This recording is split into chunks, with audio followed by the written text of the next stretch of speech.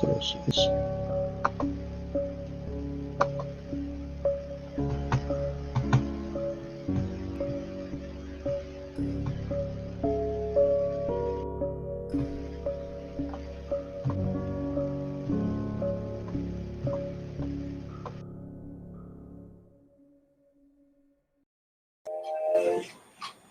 That's like that, pal. Good evening, everyone. Neil McEvoy, leader of Propel, and we've got a great panel of guests this evening. We're going to be discussing the case of Di Morris. First of all, we have Dr. Gail John. Now, Gail is the Propel candidate for the Policing Crime Commissioner elections in South Wales. Cardiff, the Vale of Glamorgan, Bridgend, Swansea, and we also have Michael O'Brien, who is a prison reformer, an author, and motivational speaker. I'm really pleased also to welcome John Morris, former solicitor and author of the Clydach murders, a miscarriage of justice. We're going to be, we are live on Facebook, so please send us any comments in, and we'll try and address the comments as we go along. I'd like to invite Dr. Gail John to kick us off tonight. Diolch. Hi. Now then, as you know, last week we had a live looking at children's services, and tonight the focus is on criminal justice across the South Wales Police region. We're going to be looking at cases such as Joseph Fetter's case, as Mohammed Hussein, the issues that happened just recently in 2021 on the 9th of January. And we've also going to be looking at Di Morris. There's 26,000 members on that group. 20,000 people believe that Di Morris is innocent. So what we'd like to invite people, as we are running this live, please can you put your comments, tell us why you believe that South Wales Police should be held to account, tell us what you want across the South Wales region.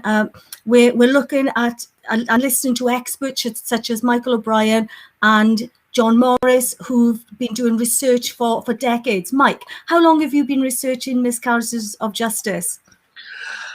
Oh, longer than I can remember. I think it's about 33 years now, you know, and you just mentioned the Di Morris case, and I just want to say, you know, I've been involved in that since it first began. I remember I was at the trial and what I was hearing, and when his conviction was quashed, and we were hoping that justice was going to be done all those years ago when Michael Mansfield took the case. Saddened to say that, you know, Di Morris is still in prison, even with all the new evidence which has come out recently. And I support Di Morris, his family, the campaigners, because there is no doubt about it in my mind that he is innocent. So much so that I've included him in my new book on South Wales Police, which is coming out in September of this year. It's being published by the same one as the Clydach murders book, Siren. And I have detailed in there about Di Morris's case, Joe Fetter's case, and I have made sure that we're calling for a judicial inquiry. This is what we need into all these cases, including Di Morris's, because, you know, he is an innocent man. You know, there's no doubt about it in my mind. I've been steadfast from the very beginning. I will say that till the day he gets released, and he will get released. I do believe that will happen, and we just got to all work together and, you know, keep championing the cause of the Di Morrises and the Joe Fetters. And talking about Joe Fetters, this is probably one of the latest cases, which was in 2016.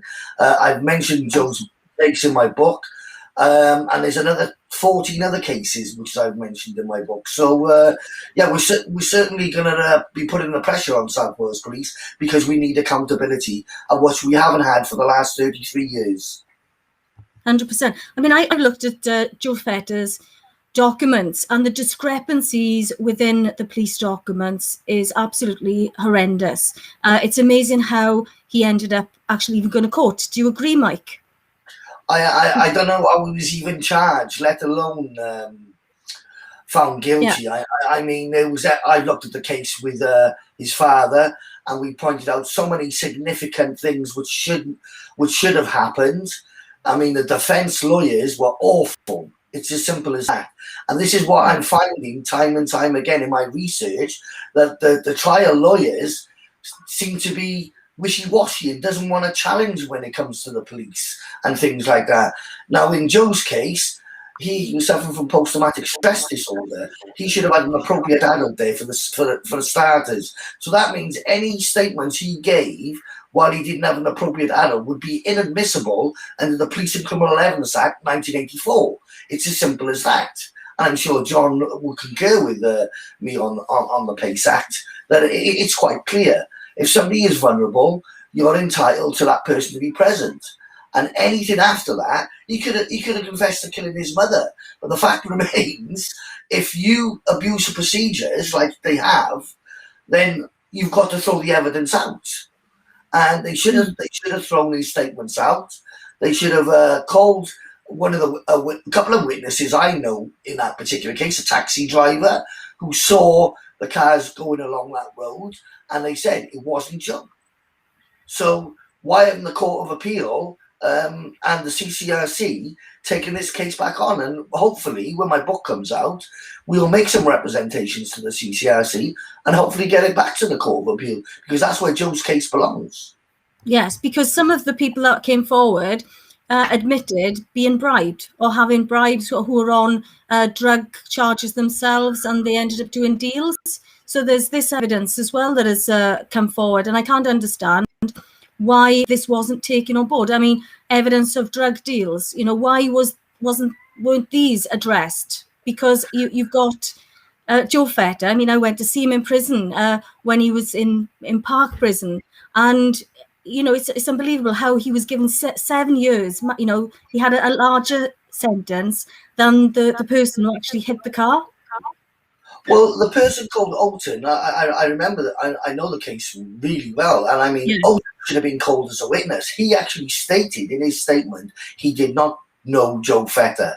If he didn't know Joe Fetter, how can there be an agreement, a joint enterprise to race? If there was no joint enterprise, then Joe should not have been charged. And there was no joint enterprise. There was nothing there to suggest for 1 minute there was a joint enterprise. Why didn't the defense lawyers call Alton? And that is one of the bugbears of the case, because had the jury heard what Alton had to say, that he was not racing Joe, that he didn't know Joe, then the whole case collapsed against him. So, that's a failure on the lawyer's part. Unfortunately, the CCRC and the Court of Appeal's point of view is, because it was available at the time of the trial, it's not classed as new evidence. I would go further and say, well, that breaches Article 6, the right to a fair hearing and a right to a fair trial, because if there's any evidence, for whatever reason, has not been put forward to the Court of Appeal, then they should take that into account, and the conviction should be quashed. If it was taken to the European Court of Human Rights under Article 6, I feel Joe would probably win his case, because it's not his fault if his lawyers didn't do the job. No, I mean, I read the police statements where Alton had stated that he did not know Joe, So, and we've all seen the documentary that was made as well. So, we're looking at as well. You've got the Clydach murders, or the Di Morris case, that's been going on. He's been in for 20 years. Is that right, John? How long has David Morris been in prison for? Oh, nearly 20 years this year, I think. He wasn't at the appeal court. He was first arrested in 2002, I think it was. He was remanded in custody for a year. Then he had his first trial. Obviously, he was found guilty. That was quashed by the Court of Appeal. Then he had the second trial in Newport in 2006. So, yes, he's been in trial for almost 20 years this year for a crime he didn't commit, I would add. Yes. Yeah, because you've had, when you wrote your book, I know there was an email at the back of it.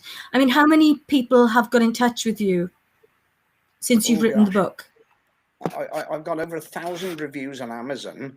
which is quite good. And 99% of those reviews are favourable and thoroughly believe that Di Morris did not commit the crime, could not have committed the crime.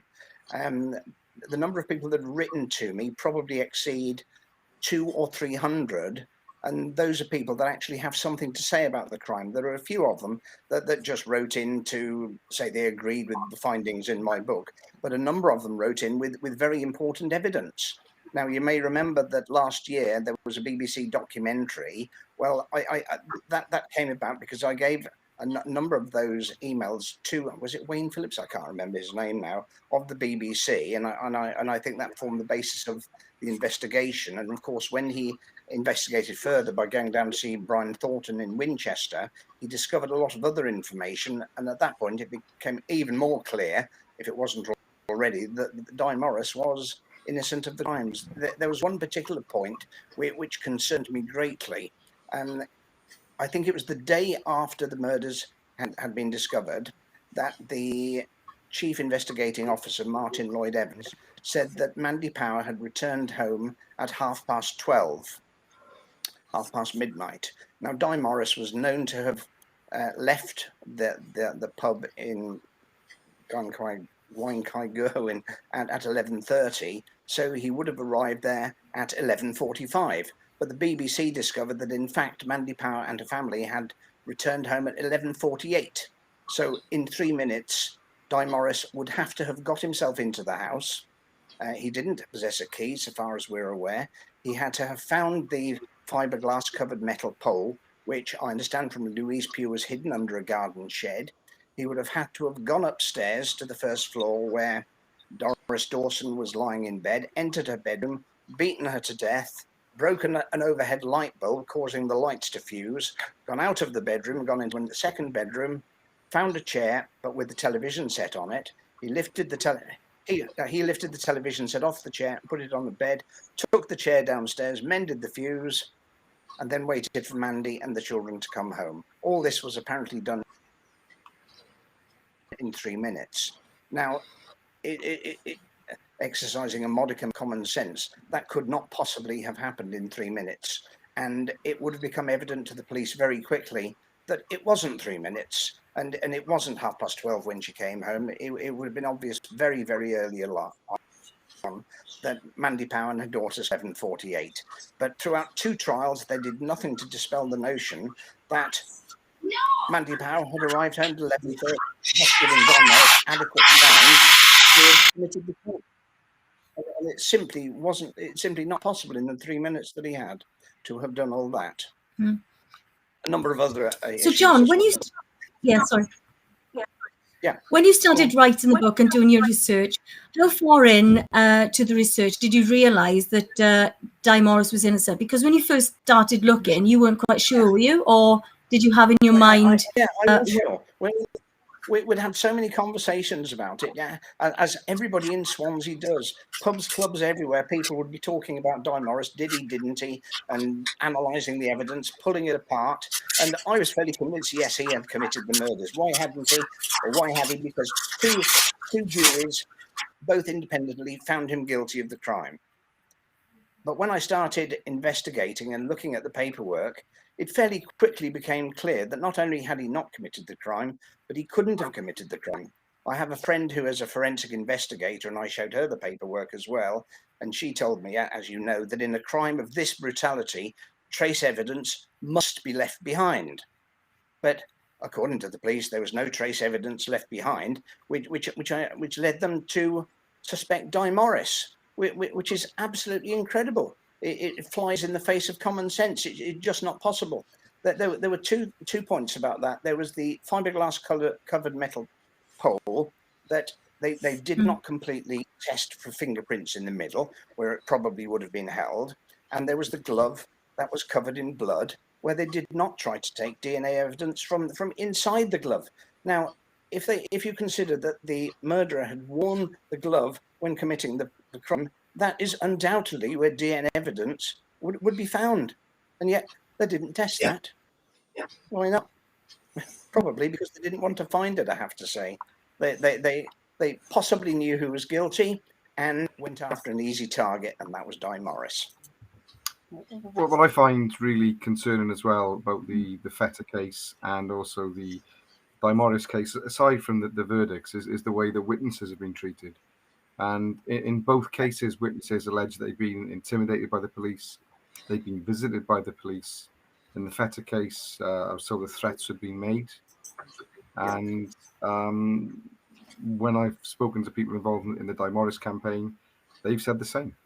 And I think we have a big cultural problem with the Southwest Police. That's why I'd urge everyone to vote for Gail in the election, other than her being the Propel candidate. But it's somebody we need to get into the organisation to sort out I'd say, corruption, for want of a better phrase, because I think I mean, a lot needs doing with the Southwest Police, a lot, and it starts at the top. And I've been contacted recently by a number of police officers, completely off the record, and a lot needs to change in that force. I agree with you. Because the thing is, you've got human rights. Investigation first. Sorry, I was just going to say. No, just saying about human rights. First. What? Just saying about the human rights, 1998, Article 6, the right to a fair trial. Well, the rule of law doesn't seem to exist across the South Wales Police region at the moment, so it needs to change, because while South Wales Police believe that they're above the law, we're all at risk. Could be any of us. Absolutely. Who's going to be next? Yes, it was a concept that passed them by, unfortunately. I think, the police are above the law if you look at the way they think they are. If you look at the way they behaved during COVID, I mean, highly politicized, chasing individuals for things like walking the dog, and yet we've lost the rule of law in Wales. We've lost the idea of due process, if we ever had it. And we're living in dangerous times where the police can pick and choose what they do. And feeling fit up from the police is, I think it's a real issue for many of us. Yes. I mean, there's some comments I've just read, that some people have said that they've written to Alan Michael, the current PCC, and nothing is being done. Well, if you don't actually hold people to account when they're involved in wrongdoing, then how are we going to have justice? Because we have a massive justice problem right across the South Wales Police region, as evidenced by our statistics. Our statistics are crying out for justice. We've got the highest, homelessness. We've got the highest poverty rates. We've got the highest, look at criminal justice. I think there was Swansea's prison at one time made it in, to the papers as the most overcrowded prison in Britain. You just got to look at our suicide, all the poverty statistics. They're just crying out that we have a massive justice problem. And you've only got to look. I mean, I know, Mike, you're very passionate about deaths in custody, and just looking at the recent death, really, with Mohammed Hussein. You know quite a lot about that. Did you meet the family, Mike? I haven't met the family. I've been speaking to an organisation which I work for now, is the Hans Zellick Foundation, which I've put the family in touch with. They're a human rights organisation which have just been set up, which I'm a trustee, and their aims are very similar to mine. Deaths in custody, family courts, injustices, and miscarriages of justice in the conventional. So it's like Guy Morris's. So obviously, I'm aware of Mohammed's case, and I'm disgusted that a number of officers haven't been charged yet. Because, as I explained to you, Gail, the other day, if there's 24 police officers in that police station and you do not know who it is who done it, that is called joint enterprise. So those 24 officers should be charged if you can't find out which one. It's exactly the same as for anybody else. If there's 15 of you out and one person dies and you're in a vicinity, you get done for joint enterprise. Why are the police so different? So that really got to me, that did, and I really feel for for Mohammed's family, and there's been many other cases like that in Wales over the years where, we had no accountability in Wales. I can give you the statistics. Not one police officer in South Wales has been held accountable for deaths in custody, miscarriages of justice, or for fabricating evidence. Name me one police officer, and I bet you nobody in the community or on this forum can tell me one police officer. Now, in the UK, I can tell you that there's only 2 police officers who've ever been done for causing miscarriages of justice, and that was in the case of Jed Cawley, in the Jed Cawley affair many years ago. He was an ex-police officer who his own boys set up. They set him up, his own work colleagues, and they went to jail. They got 18 months and 9 months respectively. And the only other case where they're looking at bringing charges is in the Stephen Kisco case. And other than that, there's no police officers have ever been done for these kind of things. Why not? Why are they so different? We have to get you in, Gail. Yeah. I think well, it's actually funny. Right, so someone just... yeah. They want to know more about sorry, you. someone in the comments was asking, they wanted to know a bit more about me. I mean, I'm just like really passionate about justice. I suppose if you've been affected by justice yourself or injustice yourself, then it makes you want to fight really for other people because you've experienced it yourself, so you can understand. And that's been my experience really. So I've just really. I ended up doing research from 2012 onwards, going into just psychiatric hospitals, homeless outreaches, and helping those who had no way, they were just so oppressed and had no voices, and just found that at the root of their problem was injustice of some sort. So I was invited into the family courts in 2019, in July of 2019. And I was working with Mike and I worked together on a case, and we won that one. And then I ended up being accepted to do a master's in laws, which, I've always really been quite passionate and believe that Di Morris is innocent. I've always believed that he's innocent. And when I started looking at his cases, the appeal cases, so when I did the master's in laws 2019, I had access to law documents, and then basically looked at the 2 appeal documents. I think it's 2005 and 2007. Is that right, John? Are those the two appeal dates? So I looked at them and I saw discrepancies between the 2 documents, and these are official documents. Anybody can go through these documents and have a look themselves, and they will see for themselves. Anybody who's got any doubt in their mind. Let's be honest with you, he didn't have a fair trial. But there's absolutely tons of evidence out there, so I like, just the same as John and Mike, I'm the same. I believe that Di Morris is 100% innocent, that it was impossible, that he's been framed for a crime that he did not commit. And so there we are. So David, that's me. Mm-hmm. If you look at the police more widely, there's a case of David Powers Police. You got Sianda Mungaza, treated appallingly by that police force.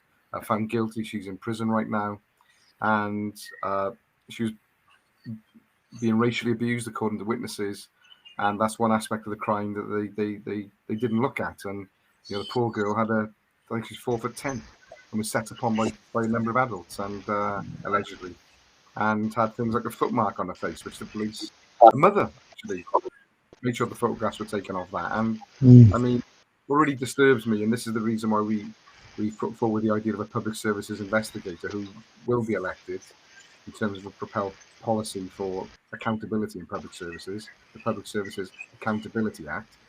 We need an organisation with popular support, with its own power base through the ballot box, to investigate public services. And I would say that includes the police as well. Greta's just made a very good comment about, not running down the police. We're not running down the police at all, because, to be honest with you, they need to be safeguarded as well, and they need to be working under better policies that are there at present.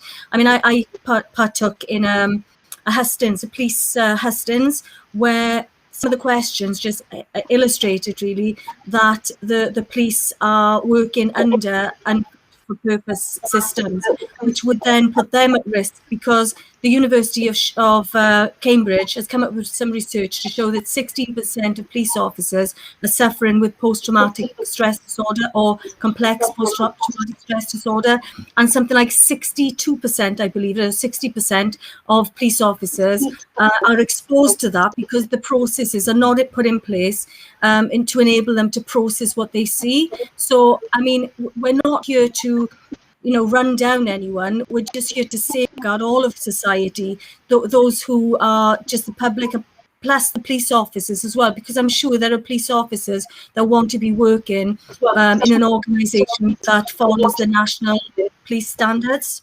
That it's just safety for everyone, really. I think as Can I well. jump in there as well? Yeah. Go on, Neil. Okay, very briefly, as I said, I think there seems to be a big problem in South Wales at the senior level. And I think the senior managers are letting, I'd say, frontline officers down. Morale seems to be at an all-time low. I'm really concerned about the bullying culture, especially for whistleblowers within the organisation.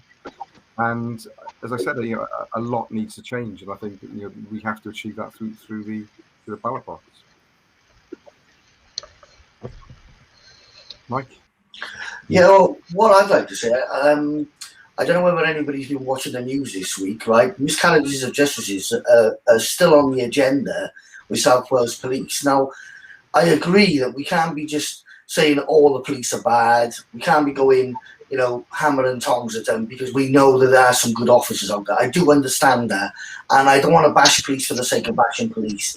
However, the Kevin Johns case, the Swansea DJ who was put on trial for something he didn't do and got acquitted 2 days ago, has been treated appallingly.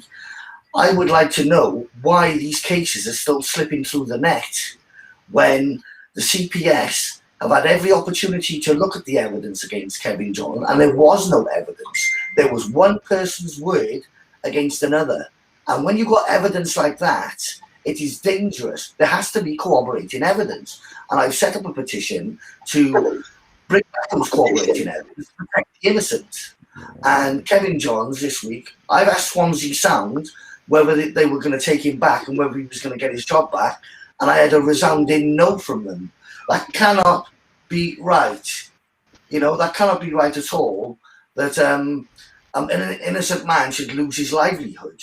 And this is the effect it has. And I mean, we're in 2021 now. My case happened in 1987, and yet there's still cases being put before juries which could cause potential miscarriages of justice. That cannot be right. That's what I'm getting at. That's where I'm coming from, and this is what I'm trying to stamp out. Yeah, I mean, 2016, the regulatory body, Estin, put a complaint into South Wales Police about 2 policemen. I was asked to give a statement. I went in, I learnt my statement off by heart. I mean, it was basically from police documentation, which I had. I mean, it's easy to do. If you've got a police document, that's all you've got to do is then basically compare it to the national standards, and then you can pick up the ones that they've actually breached. So I found there were 8 out of 10 breaches in the national police standards. I'd learned my police statement because, I'd been in Blood Brothers. I played the main part of Mrs. Johnson in Blood Brothers, so I can learn the script. So I'd learnt my police statement, went there to give the police statement. They wrote my name, they put the pen down, and then they said to me, tell us what you're going to say. So I said to them, two out of your police officers have breached, two police officers have breached 8 out of 10 of your police statement standards, to which they said, you can't say that. And I thought, well, hang on a minute, if you've called me down here to make a statement, then it's my statement. I should be able to say this. They spoke to each other in Welsh and told me that they couldn't understand me, and they refused to take my statement. They then basically told me that I needed to go home and think about what I was doing. So this is what we're up against. I'm a researcher. I can go and research policy. What about people who have got dyslexia or who can't, are unable to go and research these things, So we just want to have the rule of law upheld across South Wales Police. I mean, it basically came back, no case to answer. I sent it to the IPCC at the time. It got upheld, went back to South Wales Police, and it came back again, and it was no case to answer. And there were 2 police women who were on that no case to answer, who'd never even been complained about in the first place. So, what hope has anyone else got? So that's what, you know, we just want to make sure that we're living in a safe place where we have, transparency, scrutiny, the rule of law. That's what we want. Accountability is the key. Yeah, there's a case. Well, I'm championing one of our candidates, actually, Celia Jones, and she tried to make a complaint. A really serious matter, and there's a video up circulating, and the police have totally refused to take the complaint. I mean, it's just quite incredible what's going on, and massive reform is needed. Massive reform, in my view. And if you go back to the Di Morris case, what I don't understand is, without commenting on innocent, guilty, let's just look at rule of law, due process. How on earth can there be DNA untested for so long? Absolutely unforgivable that the police have done that. And whoever's responsible for that, they should be brought to book, but they're not ever. And you look at the South Wales Police, the chief constable right now. He just seems to be a Labour poodle, for want of a better phrase. And I just don't see how he can be a chief constable. I'll tell you what, Gail, he's lucky I'm not standing for election. If I got him, I'd sack him the very next day. Honestly. I mean, just with Mohammed, he died on the 9th of January 2021. That's just a couple of months ago. After coming into contact with South Wales Police, after being arrested at his home and taken to Cardiff Police Station, he was released the next day without charge and then died in his sleep.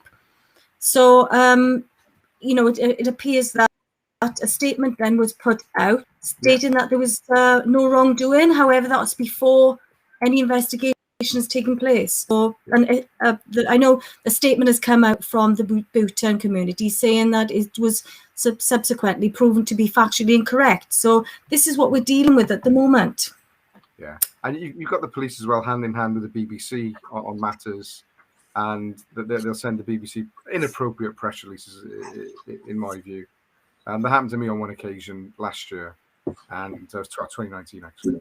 And I mean, the whole. I think the whole of Welsh society needs a huge shake-up. The Cardiff Bay is as corrupt can be in some respects, and I think looking at the way the higher levels of the South Wales Police operate, I don't see it too much better. And I think what we need to do is grow our organisation in Propel, get people elected, and start to clean things up, basically. Yeah, definitely. So, John, have you got any treasures for us? I have. I'll tell you a little. Have you got me on mic there? I'm not sure. It says that I'm on.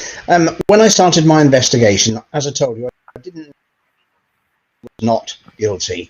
I have a nephew who is a chief superintendent in the South Wales Police in Swansea, so I thought he'd be as good a place as any to start.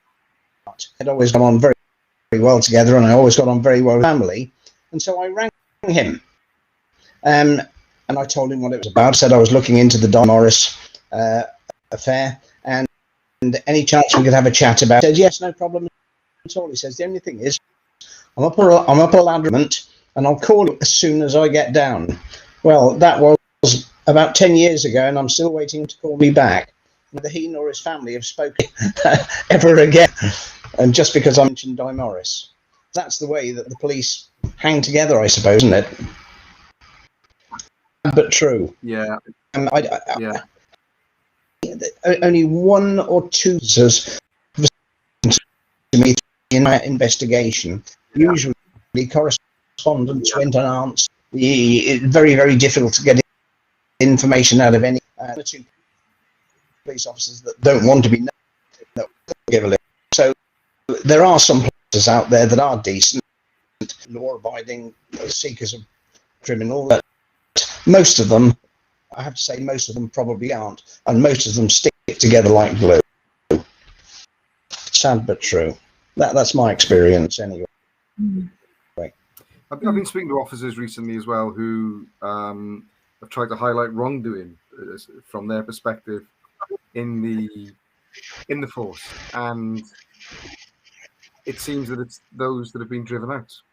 I mean, I think this is endemic in many organisations, the Senedd as well. I think the behind the scenes things have gone wrong, I'd say, and it's the people who whistleblow. It's the people who try and do the right thing who get punished. And I think that this is a problem right across the public sector in Wales, which needs addressing. We've got a culture of too many jobs for the boys, jobs for the girls as well, and we need to get into a situation where rather than it's what you know rather than who you know. I think that's it's crucial. We don't have a society based on merits, which is what, again, it's one of the cornerstones of Propel. Equality of opportunity. People need opportunity and should be given opportunity without fear or favour. And the best people should be doing jobs. That doesn't happen in today's Wales. Mm. Yes, definitely. So, Mike, what do you suggest as a way forward? Well, at the moment, with Di Morris's case, as many people will know, there's an investigation going on by South Wales Police into the DNA aspect of the case. I am very sceptical of South Wales Police investigating South Wales Police, because in all the investigations I have seen, they have turned up nothing, or they've actually turned on the person who was been found guilty and just reaffirmed their guilt. So I think it should have been an outside police force. I think the Criminal Cases Review Commission, who have the powers to look at these cases, should have called in an outside police force like they did in my case. And we all know the Thames Valley Police did do a good job in my case. There's a possibility if that would have happened, Di would have got a fair hearing and may have got back to the Court of Appeal. But until this farce of an investigation is out of the way, I don't know where we go from here, because it's like sub judice in a sense, because we can't go to the CCRC until these investigations have been complete. If we go to the CCRC and they've said they've done the DNA testing and it hasn't shown anything, we can't ask the CCRC to investigate. So we're caught in a catch-22 situation, and it's wrong, because the CCRC's role is to investigate. So why is South Wales Police investigating it? I think it's outrageous, really, to be honest with you. They shouldn't be anywhere near these investigations. Has to be an outside force at the very least, or an independent body to look at Di's case. And we've got to remember, Di's done 21 years this year. That's a long time. That's probably one of the longest victims of a miscarriage of justice I know of in Wales, and probably coming up to in England as well, And we just got to keep plugging away. I can say there's things happening behind the scenes. It's not my place to say what they are. That's for the family and, whatever, to go into details. I'm involved in a project at the moment, which I'm hoping is going to bear fruit at the end of the year. If that does, I think it's going to blow the case wide open, and, we'll be able to talk more about it when the time comes. So there are positive things coming along, so, we just got to sit tight. I know it's the old cliche, we got to wait. But this is where we are. We are where we are, But we will keep battling away. I'm still talking to MPs. I'm still talking to people in the House of Lords who are interested in Di Morris's case. I'm trying to get as many people involved. I'm hoping when my book comes out in September, it's going to put the spotlight back on South Wales Police, and then we can all have a good talk about Di's case, and then try and get it back to the Court of Appeal, because that's where it's needed. Absolutely. Yeah. What about you, John? What are your final thoughts? Absolutely. There's not enough accountability as far as the police are concerned. We know that they commit a lot of wrongdoing, yet they're never brought to account. Those are my final words on the case. Yes. So thank you very much for everybody for joining in, and thank you for before we go. John and Mike. Go on. Sorry, Neil. No, I just wanted to say, just on a positive, really, we've got an election on Thursday, and we have an excellent Crime and Police Commissioner candidate in Dr. Gail John. Don't embarrass you, Gail, but you're a brilliant candidate. I'd love to see you in the role. So I would just urge everybody out there who cares about justice, who wants a person in a position of power who will do the right thing, because Gail has done the right thing in the past, even though it's been difficult and has probably cost her personally. She has a record of doing that. A person of principle. And I think if people out there want, I'd say, scrutiny and transparency applied to these cases that we've been talking about this evening, then I think you've got to go and put that X in the box next to Dr. Gail John. And if you look at the other paper, Propel has a regional candidate everywhere. In some areas, we have constituency candidates all over Cardiff, Ogmore, Vale of Glamorgan, Neath, Cannon Valley, Rhondda. Put your X next to Propel there as well. But I think we've been discussing criminal justice this evening. And if you look at the record of Alan Michael, it's a poor record. Nobody's held him to account at all. And it's time that we took an opportunity to change. And to do that, you have to go out and vote. And that's the key point on Thursday. So give Gail your vote and let's change the South Wales Police for the better. Thank you. Diolch. There's lots of comments coming through. I mean, please share, because we would like to know what your views are too, because you're the public and what you think counts as well. So please keep sharing your views. Also, Gail, somebody said they contacted me 3 days ago. We're getting thousands of messages at the moment. So if they ping me an inbox on Messenger, then I'll look at it straight away now. So somebody earlier on said, well, I don't think we've responded. So if you ping me a message now, then I can check it out and see where we are with it, because, as I said, we're getting thousands of messages right now every day. Yes.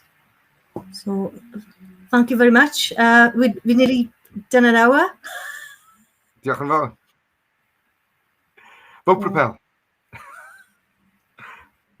And thanks, Gail, for coming on. Mike, thanks. John, thanks a lot. And I hope people out there have found it interesting this evening. There's a great desire here to change the criminal justice system in Wales for the better. And there's a great desire as well to make sure South Wales Police do the right thing. So hope you've enjoyed it. Diolch yn fawr. And vote on Thursday.